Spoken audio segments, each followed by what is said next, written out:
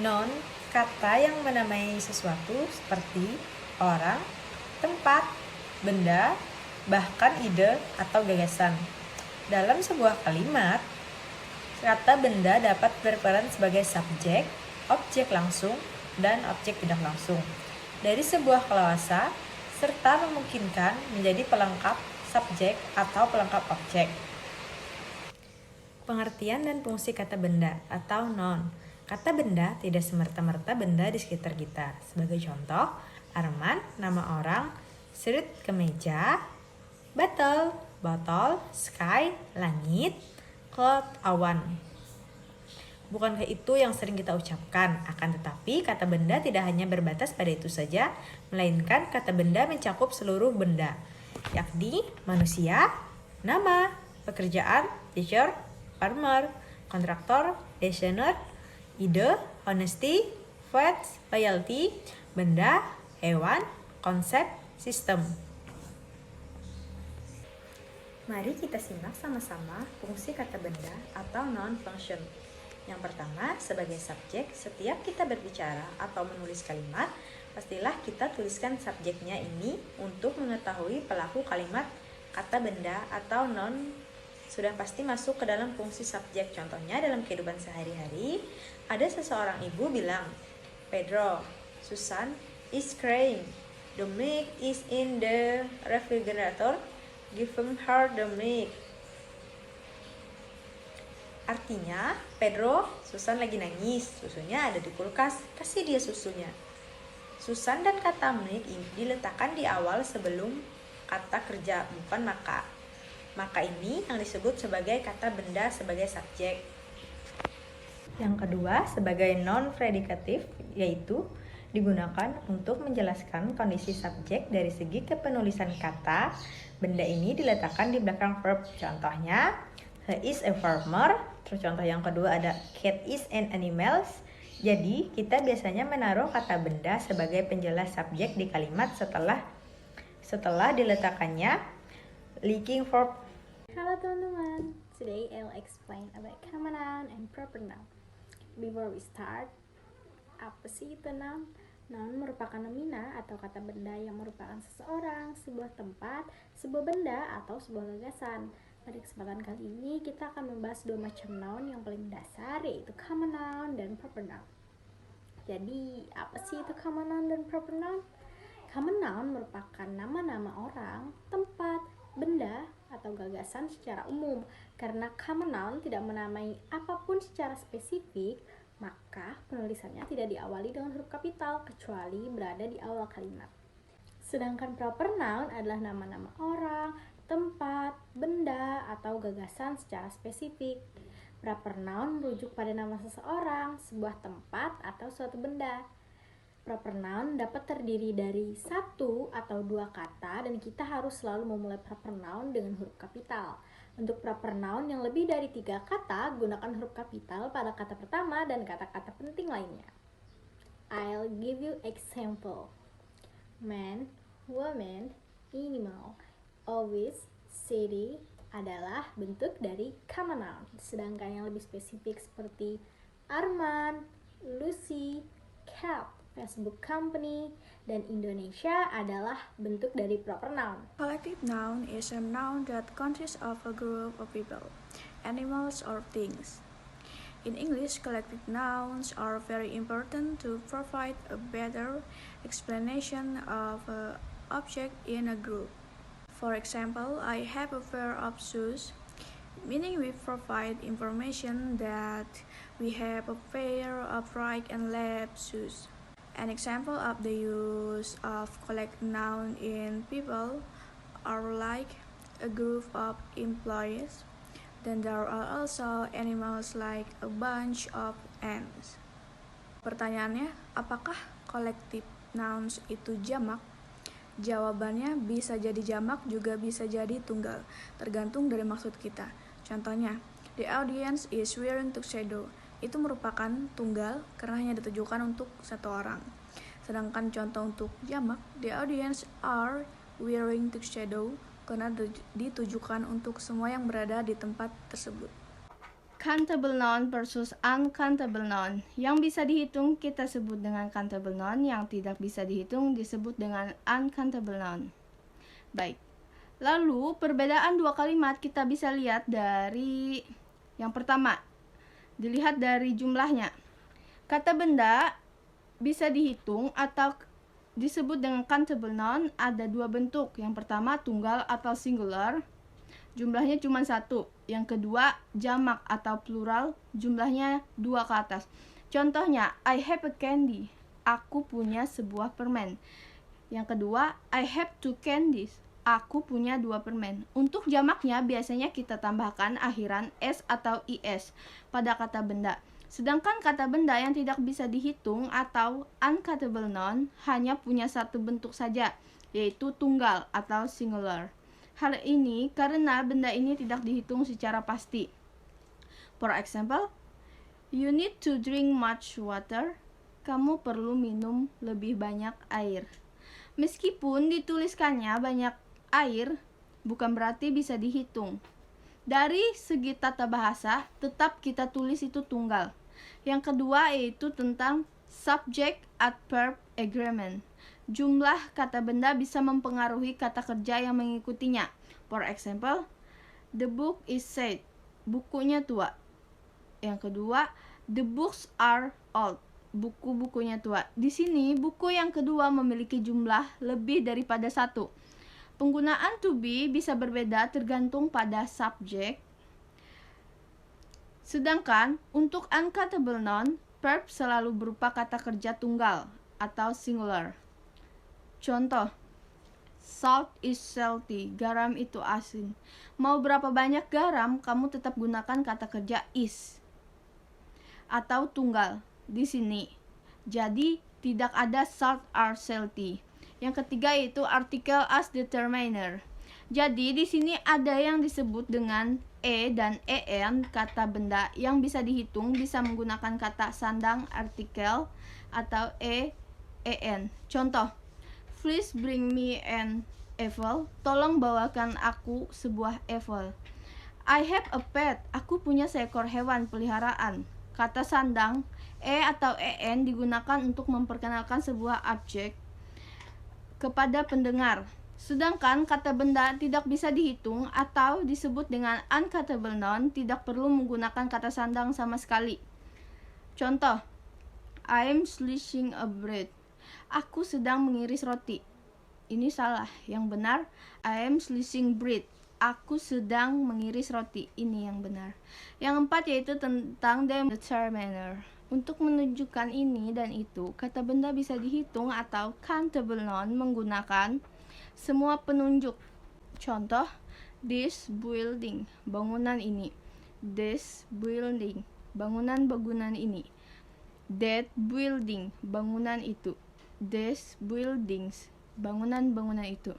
Kata benda yang tidak bisa dihitung atau disebut dengan uncountable noun hanya menggunakan penunjuk tunggal.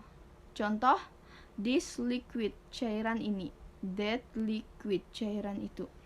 Yang kelima yaitu tentang quantifier determiner. Ada beberapa pengguna kata yang sering salah digunakan terutama saat bilang sedikit dan banyak. Sedikit, untuk bilang sedikit, kata benda yang bisa dihitung itu ada few atau a few. Contohnya, I have a few free days. Aku punya sedikit hari libur. Yang kedua, I have few free day.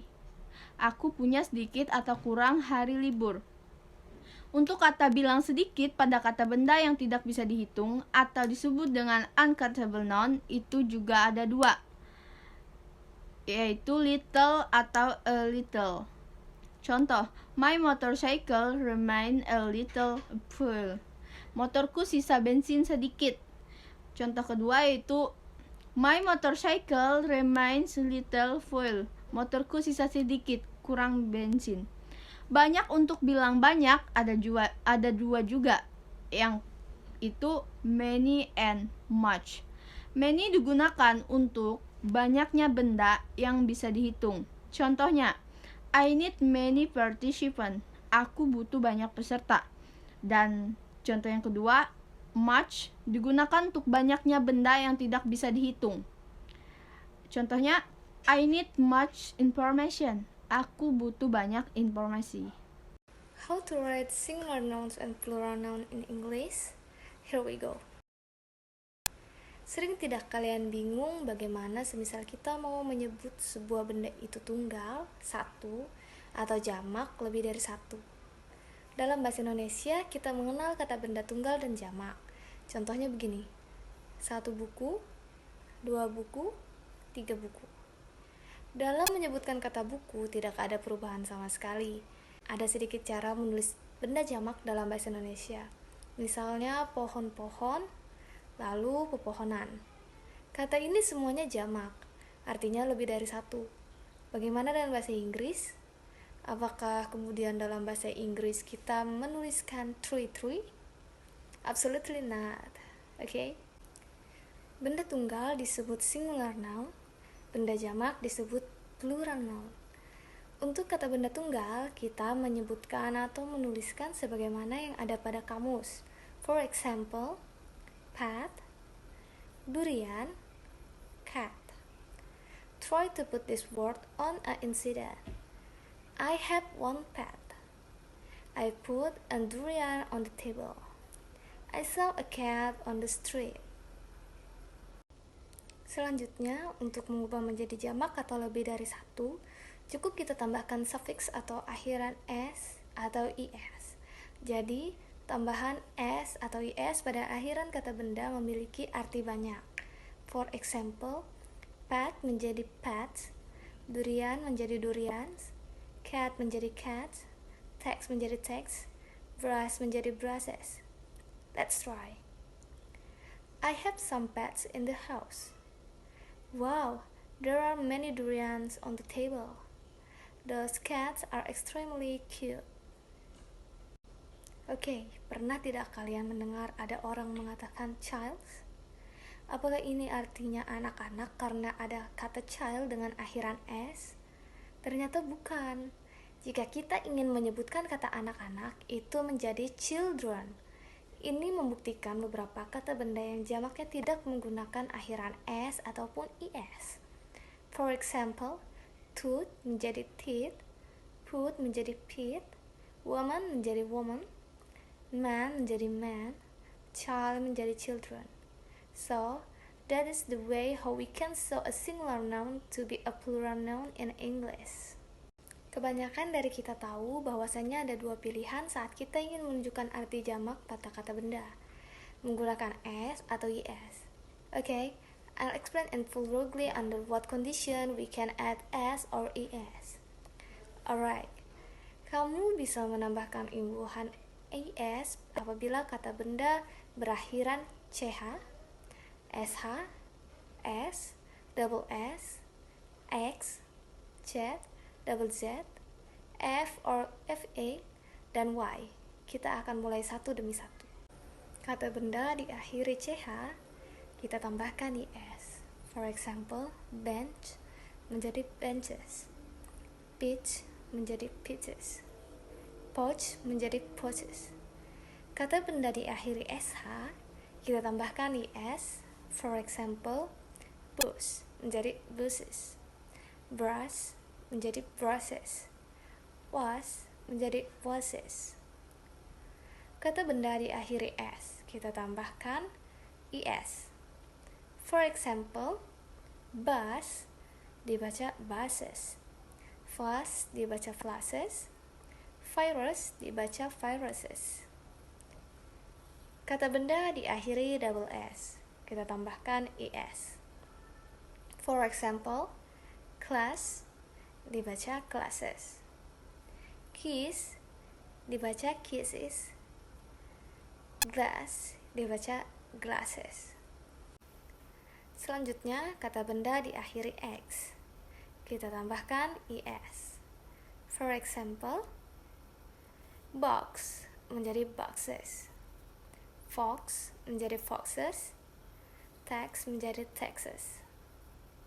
Kata benda diakhiri z, kita tambahkan is. For example, volt menjadi watches.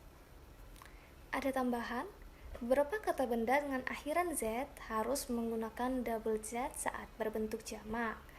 For example, quiz menjadi quizzes, which menjadi whizzes. Selanjutnya, kata benda diakhiri double Z. Kita tambahkan IS. For example, fizz menjadi fizzes, buzz menjadi buzzes, jazz menjadi jazzes. Kata benda diakhiri Y, kita tambahkan IS. For example, candy dibaca candies, city dibaca cities, and fly dibaca flies. Catatan, jika sebelum huruf Y adalah huruf vokal A, I, U, E, O, maka cukup tambahkan imbuhan S saja. Example, boy menjadi boys, toy menjadi toys. Beberapa kata benda dan akhiran huruf O bisa memiliki dua bentuk dengan akhiran S ataupun IS. For example, tomato menjadi tomatoes, hero menjadi heroes, zoo menjadi zoos, radio menjadi radios. Selain kalimat dan akhiran sebelumnya, kamu bisa menambahkan imbuhan S pada kata lainnya. For example, zebra menjadi zebras, knob menjadi knobs, critic menjadi critics, kid menjadi kids, dream menjadi dreams, burn menjadi burns, view menjadi views. Verb adalah kata-kata, tindakan, atau dalam bahasa Inggris dikenal sebagai action word.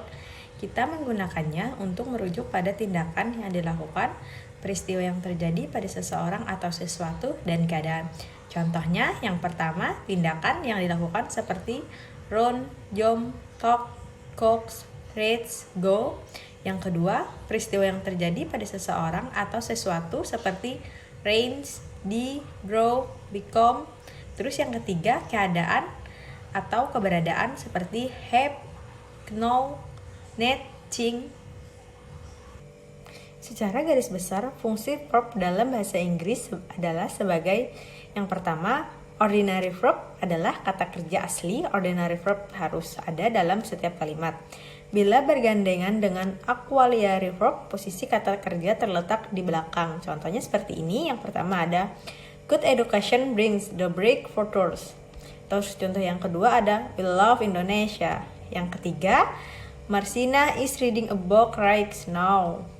Terus, sedangkan auxiliary verb adalah kata kerja bantu. Artinya, verb ini berperan untuk membantu melengkapi makna kata kerja lainnya. Karena ia sebagai pelengkap, maka posisinya berada sebelum kata kerja asli dan sesudah subjek. Contohnya seperti ini. Yang pertama ada Joy and Musin are an English teacher. Terus yang kedua ada I am reading verb material now. Terus yang ketiga I will subscribe UMP channel on YouTube.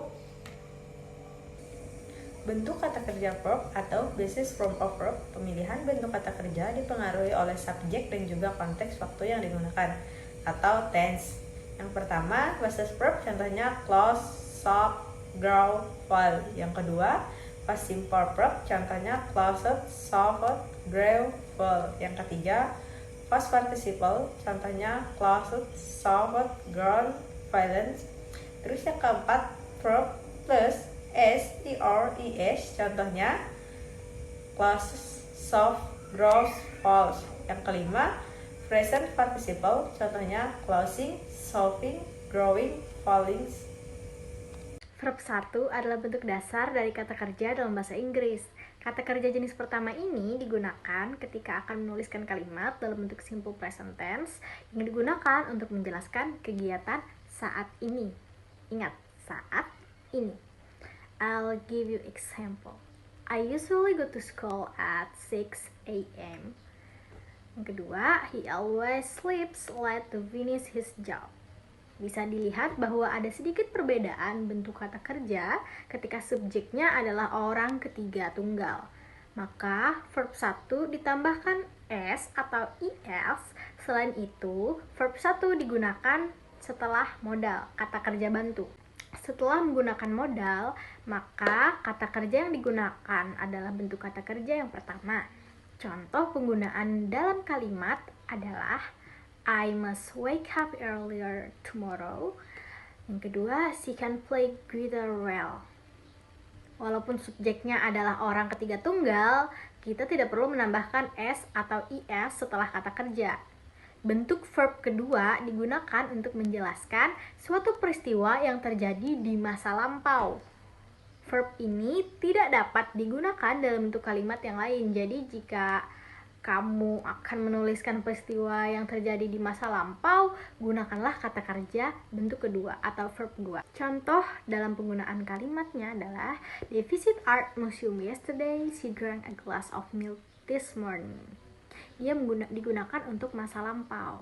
Apapun subjeknya, verb yang digunakan adalah tetap verb 2 tanpa ada penambahan apapun.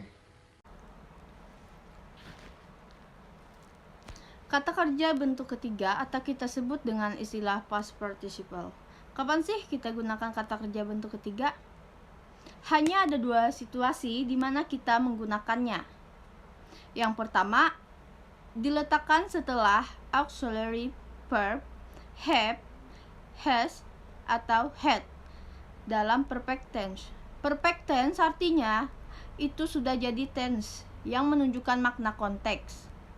Sudah. For example, I have watched that movie many times. Aku sudah menonton film itu berkali-kali. Nah, di sini coba kamu perhatikan, ada I sebagai subjek, lalu kemudian have itu menunjukkan tense perfect yang berarti sudah.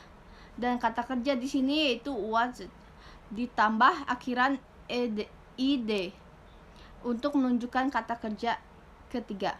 Contoh yang kedua yaitu she has not worked yet. She has not worked yet, yang artinya dia belum bekerja. She itu sebagai kata dalam subjek, lalu kemudian has not itu merupakan bentuk dari perfect tense yang bernada negatif. Dan work di situ adalah kata kerja, dan kata kerjanya yang kita gunakan adalah work. Dalam subjek, lalu kemudian has not itu merupakan bentuk dari perfect tense yang bernada negatif. Dan work di situ adalah kata kerjanya dan kita kerja. Dan kata kerjanya yang kita gunakan adalah work dan tambahan ed. Yang ketiga yaitu Tony had moved to Bandung when I came over his house in Jakarta. Tony sudah pindah ke Bandung saat aku mampir rumahnya ke Jakarta. So, jadi di sini ini merupakan bentuk dari past perfect tense dengan auxiliary verb, dan di sini kata kerjanya adalah move. Move di sini kita tambahkan dengan di. Karena apa? Karena kalimat ini adalah kalimat perfect tense. Selanjutnya yaitu have you boiled the rice? Sudahkah kamu menanak nasi? Ini merupakan bentuk pertanyaan dari perfect tense. Sudahkah kamu menanak nasi? Have you boiled the rice? Dari kata boil menjadi boiled. Karena konteksnya adalah perfect tense dan catatannya berlaku untuk kalimat perfect tense yang baik, yaitu positif, negatif maupun pertanyaan. Kamu selalu gunakan kata kerja untuk bentuk ketiga. Situasi yang kedua, kamu gunakan kata kerja bentuk ketiga apabila auxiliary verb be dalam kalimat pasif. Auxiliary verb be bisa berupa is, am, are, was, were, be, dan been. Nah, kalimat pasif itu artinya adalah kalimat yang mana subjeknya itu dikenai aktivitas. Contohnya, bakso dimakan. Oke. Tony dikunci di kamar mandi. Bola-bola dilempar. Itu adalah bentuk dari kalimat pasif. Contohnya, the newspaper is sent by newspaper delivery man. Koran itu dikirim oleh loper koran. Di sini yang memperhatikan subjeknya adalah the newspaper, lalu auxiliary verb-nya adalah is. Kata kerjanya adalah send. Maka gabungan dari be atau auxiliary verb is and send bentuk ketiga, maka ini yang menjadi kalimat pasif. Contoh yang kedua, the contract was signed by both manager. Kontrak telah ditandatangani oleh kedua manajer. Kamu perhatikan, di situ dan catatannya ada berlaku untuk semua jenis tense dalam bentuk baik, positif, negatif maupun pertanyaan yang selama kalimat itu adalah kalimat pasif, maka kita harus gunakan kata kerja bentuk ketiga.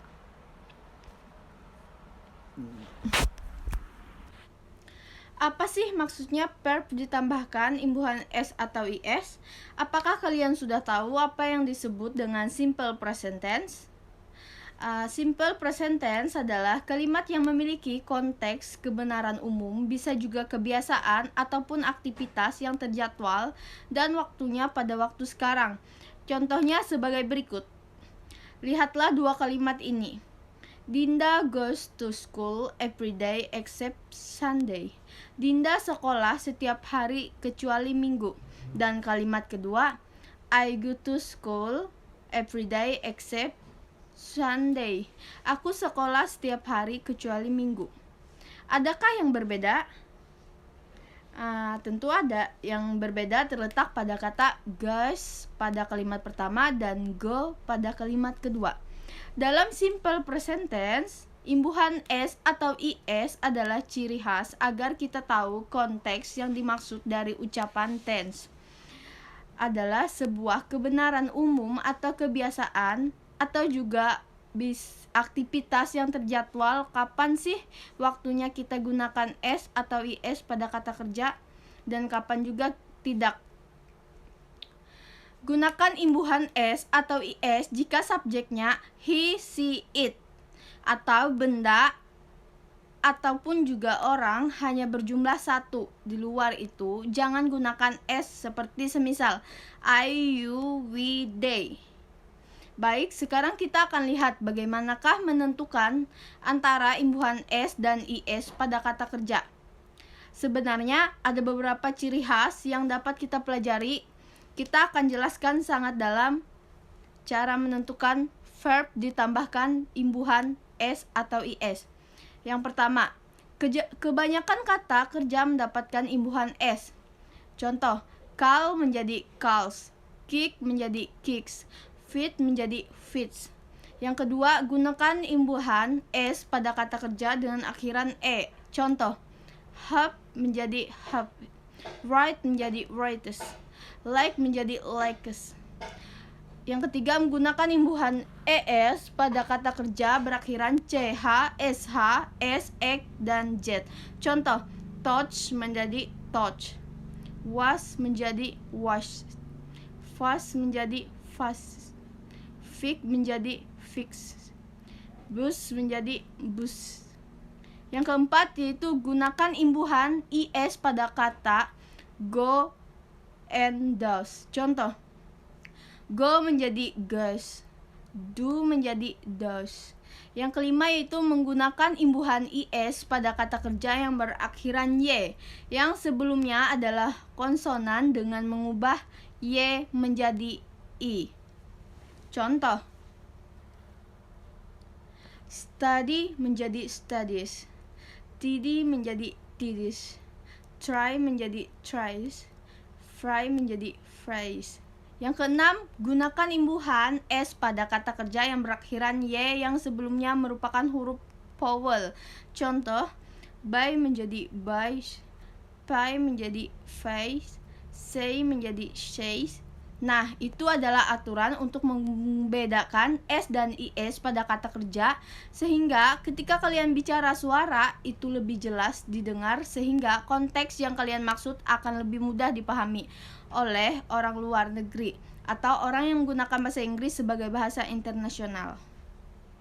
Main verb atau kata kerja utama merupakan kata kerja yang menjadi aktivitas utama yang dilakukan oleh subjek dalam kalimat.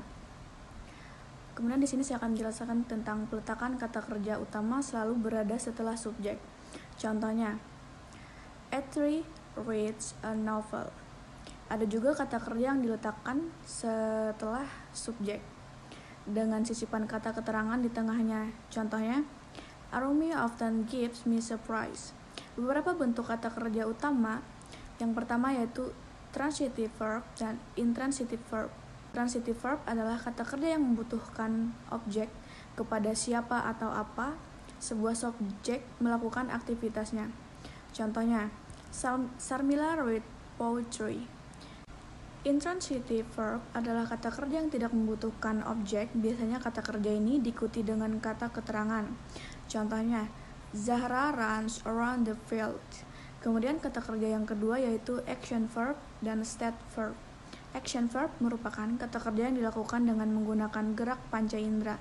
Contohnya touch, walk, and buy. Kemudian itu state verb. State verb merupakan kata kerja yang dilakukan hanya dalam pikiran. Contohnya forget, had, decide. Present participle, kata kerja dengan imbuhan ing.